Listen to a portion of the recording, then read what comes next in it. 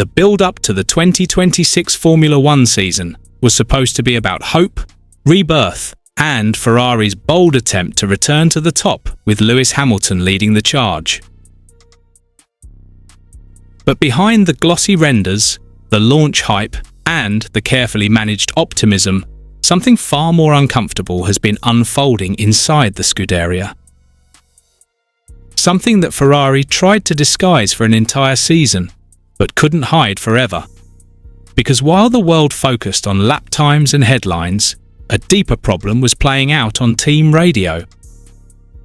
Tense exchanges, misunderstandings, a lack of chemistry where absolute trust should exist.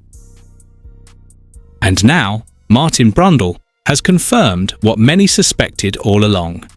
Ferrari's experiment with Lewis Hamilton and his race engineer was never truly working, and the consequences could have been catastrophic heading into 2026.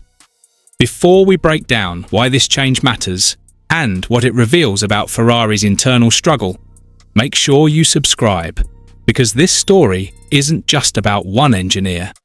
It's about whether Ferrari can truly unlock Lewis Hamilton before time runs out. When Ferrari quietly confirmed that Riccardo Adami would be moved into a different role within the team, the announcement felt deliberately understated.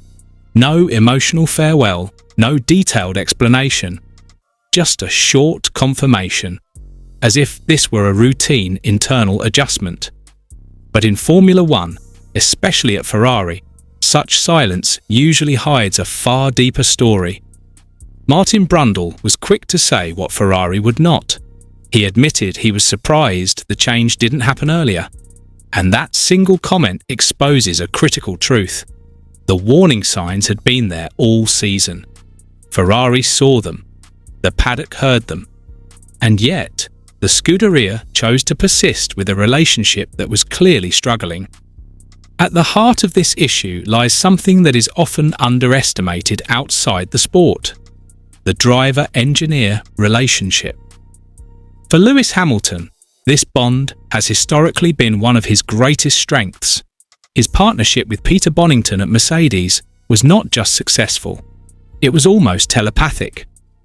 Bono understood when Hamilton was frustrated, when he was searching for balance, and when he was masking a deeper problem behind short radio messages. That understanding took years to build, and it allowed Hamilton to extract performance even when the car was imperfect. Ferrari, however, underestimated just how unique that dynamic was. Throughout the 2025 season, Hamilton's radio exchanges with Adami revealed a subtle but growing disconnect. Instructions were questioned, feedback felt unresolved, and while none of it crossed into outright conflict, the tension was unmistakable. As Brundle suggested, Ferrari attempted to varnish the situation, smoothing over the cracks publicly while hoping things would improve behind closed doors. They didn't. This is where Brundle's reference to Lewis speak becomes crucial. Hamilton communicates in a language shaped by experience, instinct, and emotion. When he says the car is lazy, on edge, or not talking to me, he isn't venting, he's diagnosing. Those phrases require interpretation, context, and immediate understanding. Without that, critical setup decisions can be delayed, misunderstood, or missed entirely. And in modern Formula One, milliseconds matter. What makes Ferrari's decision even more revealing is its timing. The team is preparing to unveil the SF26, their first true clean sheet car of the new regulation era. This is not just another Ferrari, it is the foundation of their long-term future. And yet, heading into pre-season, Lewis Hamilton still does not have a confirmed race engineer. Instead, Brian Bozzi, Charles Leclerc's long-time engineer, is expected to work with both drivers during the Barcelona shakedown. On the surface, this appears to be a temporary solution, but it raises deeper questions. Is Ferrari testing compatibility? Are they buying time? Or are they still unsure who within the organisation truly understands Hamilton's way of working? That uncertainty is risky. Hamilton is not just adapting to a new car, he is adapting to a new culture, a new language, and a new operational philosophy. At this stage of his career, clarity is not optional. Stability is not a luxury.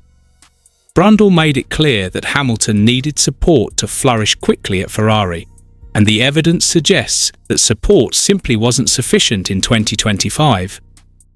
The consequences of that delay could be significant. Ferrari may have lost precious months in helping Hamilton fully integrate into the team, months that cannot be recovered under the 2026 regulations. And while the engineer change signals progress, it also highlights a deeper structural challenge within Ferrari, adapting their traditional engineer-led hierarchy to a driver who operates on feel, intuition, and constant feedback. This was never about blame. It was about compatibility. Ferrari's historic approach values process, discipline, and rigid structure. Hamilton thrives in environments that translate instinct into action. When those worlds fail to align, frustration is inevitable, no matter how talented the individuals involved. By finally making this change, Ferrari are implicitly acknowledging something crucial. Lewis Hamilton cannot simply be slotted into an existing system. The system itself must adapt around him. Mercedes understood that. Ferrari are only now confronting that reality. Whether this decision comes just in time or already too late will define Ferrari's entire 2026 campaign. Because if the SF26 is fast but misunderstood, history will not remember the car. It will remember the moment Ferrari hesitated when decisive action was needed most. So the real question now is this: has Ferrari made this change just in time or already too late? Because if the SF26 arrives fast but misunderstood, Lewis Hamilton's final title dream could slip away, not because of pace, but because Ferrari failed to listen soon enough. And if Martin Brundle is right, this may only be the first of several uncomfortable changes still to come inside Maranello.